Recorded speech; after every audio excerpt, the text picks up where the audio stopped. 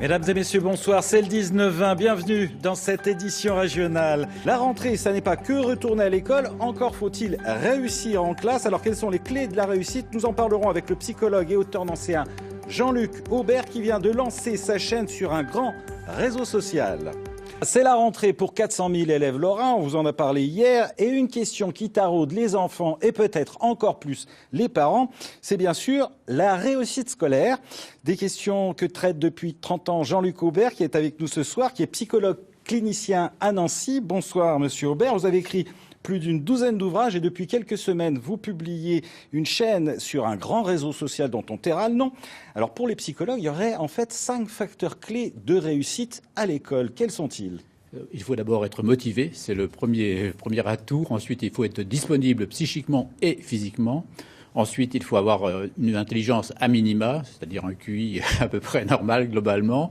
Ensuite, il faut des atouts culturels. Et enfin, une capacité minimale à faire des efforts. Alors ça, ce sont les 5 facteurs clés. Il y en a sur lesquels on peut agir facilement, d'autres peut-être plus difficilement. Quels sont les leviers à usage des parents pour faire de sorte que leur enfant réussisse ?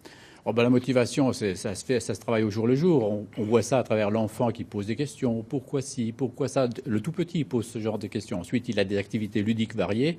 S'il s'intéresse à l'extérieur, à la dynamique familiale, il sera motivé.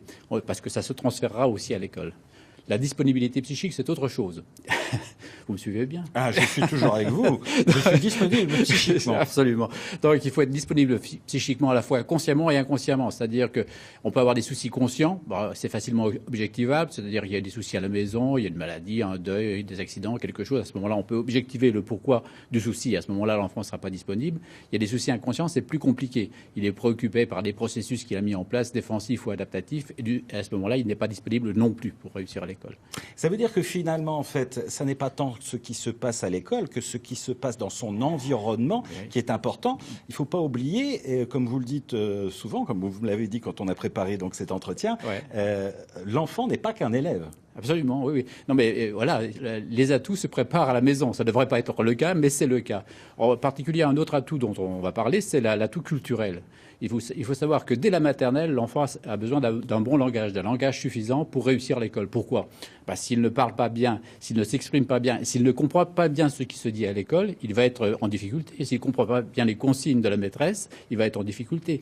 Et ce déficit de langage sur le plan lexical et sur le plan syntaxique, on va le retrouver tout au long de la scolarité parce que le langage se complexifie tout au long de la scolarité. Donc, dès la maternelle, il a besoin d'un bon langage pour réussir à l'école. On dit que tout se déroule dans les 3 ans. Est-ce qu'on peut apporter dans les 3 premières années, les 6 premières années de la vie, est-ce qu'on peut apporter des correctifs plus tard à l'âge de l'adolescence, que ce soit sur la motivation, sur ces éléments qu'on vient d'évoquer? Oui, on peut le faire plus tard, mais ça demande beaucoup d'énergie. Il faut savoir qu'effectivement, à ce moment-là, on doit mobiliser autour de l'enfant un certain nombre d'énergie, tant au sein de la famille et éventuellement avec l'aide de professionnels.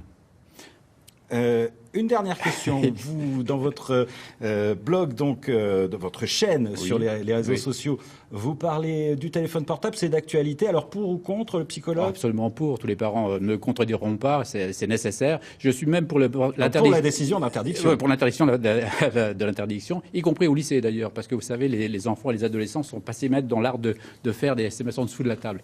Donc, véritablement, s'ils sont près de leur portable ou sur leur portable, ils ne sont pas disponibles psychiquement pour apprendre. Merci d'avoir accepté notre invitation.